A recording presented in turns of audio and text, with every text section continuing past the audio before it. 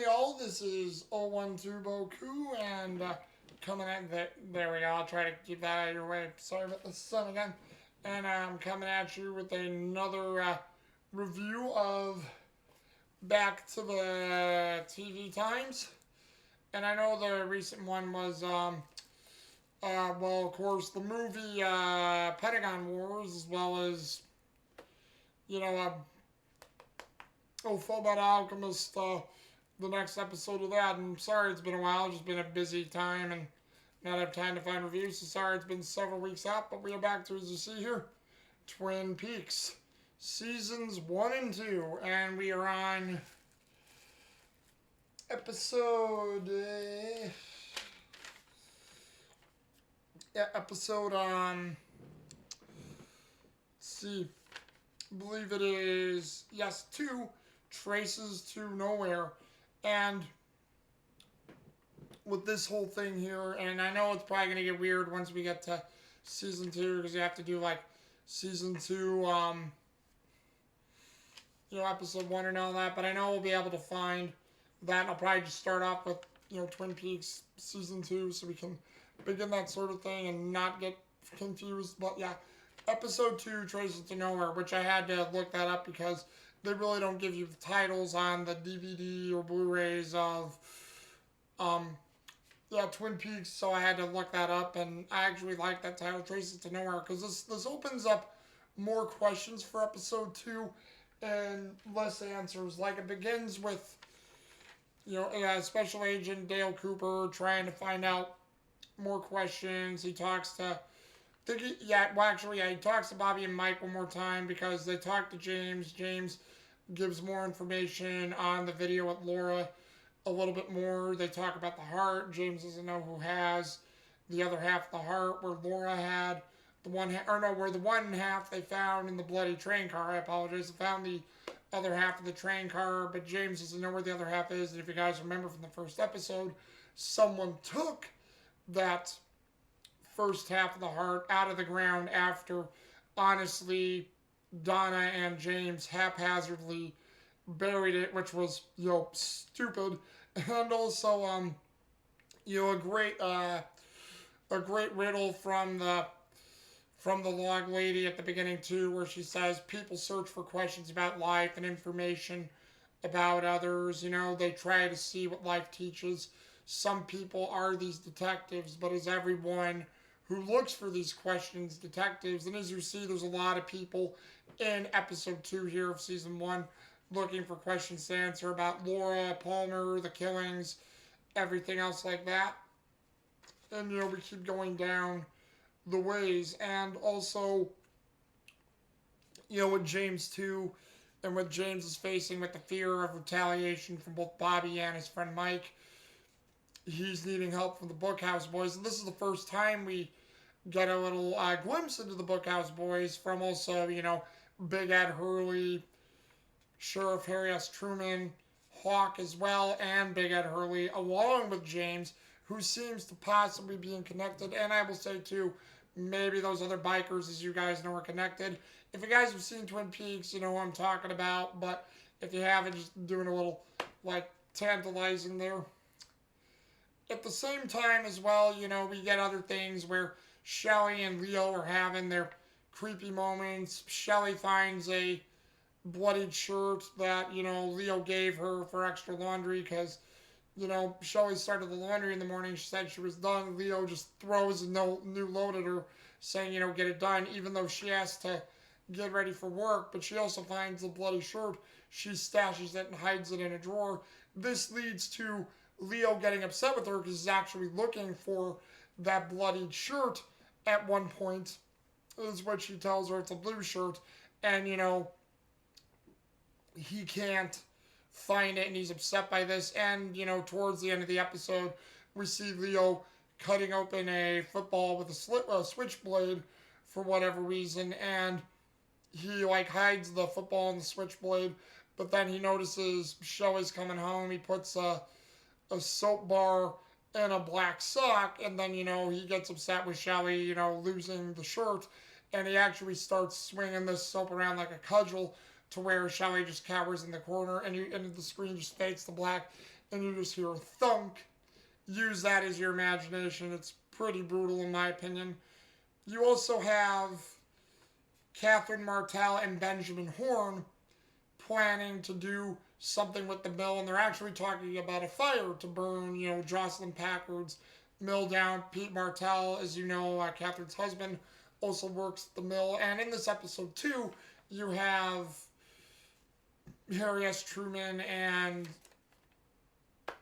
Special Agent Dale Cooper. Sorry, I lost my train of thought there. Special Agent Dale Cooper actually trying to piece it together with all the other characters. They're asking Jocelyn, Josie Packard, what did Laura and you talk about?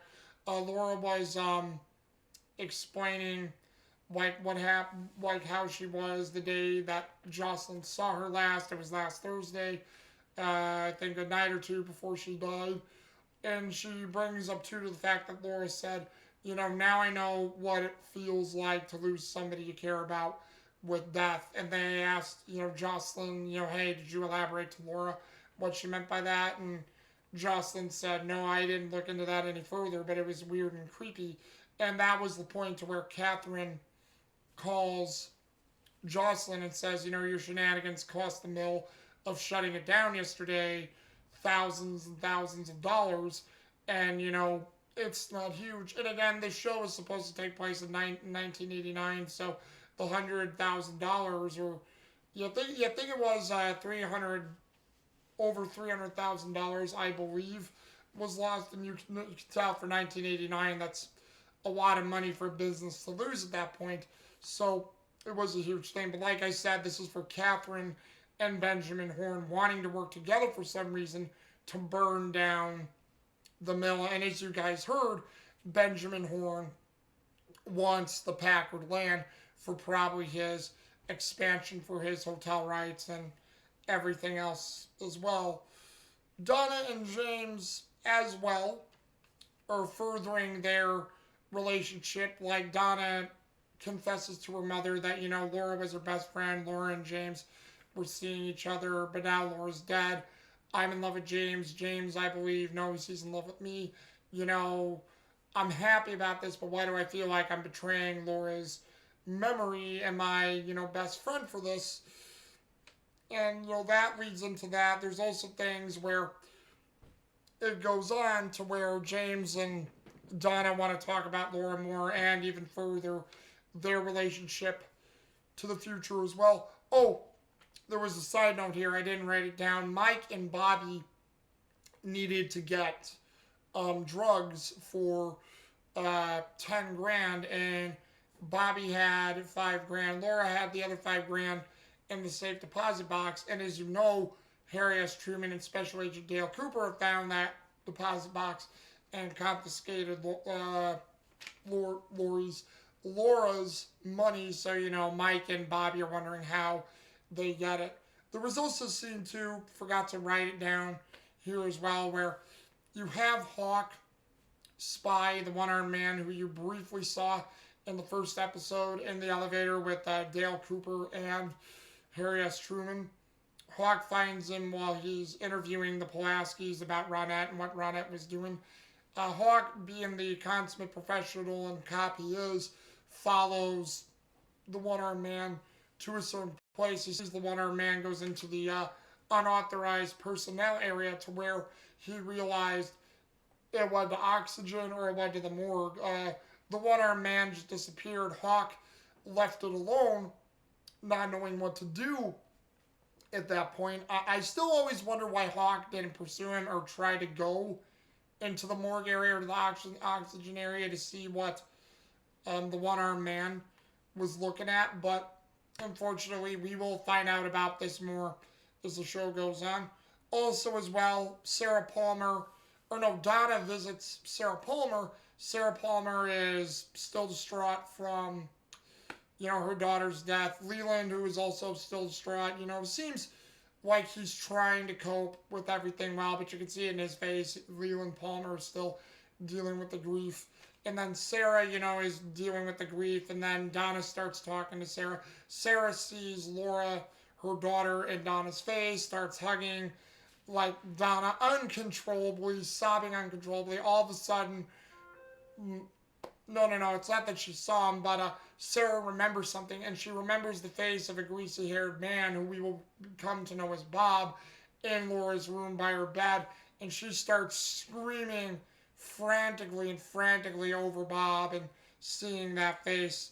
Also, near the end of the episode, we have, or no, right at the very end, we have Dr. Jacoby, who essentially, is listening to a tape of Laura's voice where it seems like she's talking about James and about to spill some juicy secret, but then but Dr. Jacoby puts on his earphones and we can't hear it, and he takes this coconut that he has on this fake palm tree of his, opens up half the coconut, and there's the other half of the heart of Laura. So Dr. Jacoby took the other half of the locket necklace from the part where James and Donna buried it in episode 1, and Dr. Jacoby starts sobbing. And again, like I said, an episode that brings more questions than answers, but it's intriguing. You want to know more. You want to know what's going on in this wonderful world of Twin Peaks. It's greatly acted by all the actors involved in it in episode 2 again. And again, the show has a pretty dang huge cast. And I do believe, again, everybody was in this episode. And we see where, let's see. I mean, obviously, I'm going to give it to Kyle MacLachlan, Special Agent Dale Cooper. He was great in this role. Chipper, bright, always great, wanting to find out what happened to Laura, too. Oh, and I also should say, too, there was more between Bobby Briggs' family and his father, Major Briggs, and his mother, them wanting to help Bobby out with all of his issues.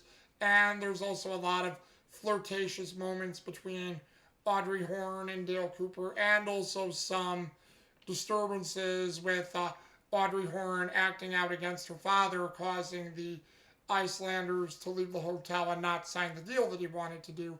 And there's a lot of familial tension there, and also a lot of lost love as well. So, yeah, I got to give it to Kyle MacLachlan, leading right into that point again, as Special Agent Dale Cooper. Let's see. I have to give it to also Madchen Amick, who played Shelley Johnson. Her fear, especially with Leo, was well acted, very terrifying, very just holy crud, you couldn't believe it. Dana Ashbrook, the rebel, Bobby Briggs, great performance there. Do have to also give it to Richard Beamer, Benjamin Horne. Villainous guy this episode, very good at playing a villain, very dark and deceitful, and the way he just disregards his daughter just very, very well in this one. Laura Flynn Boyle, who played Donna Hayward, very, very just on the nose of being heartfelt and warming. And also, there's something on the edges you don't quite understand that you want to know more about. Let's see, I also have to give it to, let's see here. No, they were good. She was good too, but yeah. Oh, Piper Laurie, Catherine Martell. Very good at being a villainous seductress. We don't know what her game is in this episode, but she really ups the ante as well. And, Piper Laurie just gives a very good performance. Eric DeRay, I have to give it to Leo Johnson. Great sort of villainous husband, violent husband. He plays the character a bit soap opera, but when he dials it up to the villainous levels, it's very great performance. Plus, from what I heard, Madchen Amick said Eric DeRay is actually a real nice guy, and I can believe it. Let's see. Michael Horst, Deputy Tommy Hawkhill. Great performance from Michael Horst. You can see that this guy is very spiritual. Not only the fact being a Native American born citizen, but also just you can tell there's something about him where he's trying to get to the bottom of the Laura Palmer case, and that was really great for the role he had in here, even though it was small. Let's see who else was in here. Oh yeah, I have to, and then I'll probably do it for this too, because everybody was good in this, but there's a lot of great performances you can mention.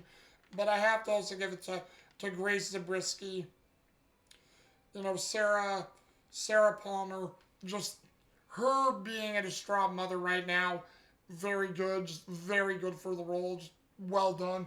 But also her scream at the end when she found out Bob was there, well done too. I know people say she can overdo it, and some people say it's funny when she does, which, you know, it doesn't bother Grace Zabriskie because she's like, hey, this is part of the role. You can find it terrifying, you can laugh at it, but it's just up to whatever you guys think. But no, I mean, it terrifies me when Grace Zabriskie loses it in these first two seasons because you really see where stuff gets to her, and the way she plays Sarah Palmer throughout this entire show is so well done. So overall, episode 2 opens things wider. It's a great episode. It doesn't really bring a lot to heal yet, but it really is opening a much more bigger blossoming world. Just wondering where this is going to go. And again, have you guys seen Twin Peaks? Would you like to check it out? Because I tell you, again, this is one of my favorite shows. Worth it in my opinion. But yeah, just let me know down below what you guys think, and we'll get this discussion going, alright? Until then, this is 012 Boku coming at you with another review, and we will talk again later, alright? See ya.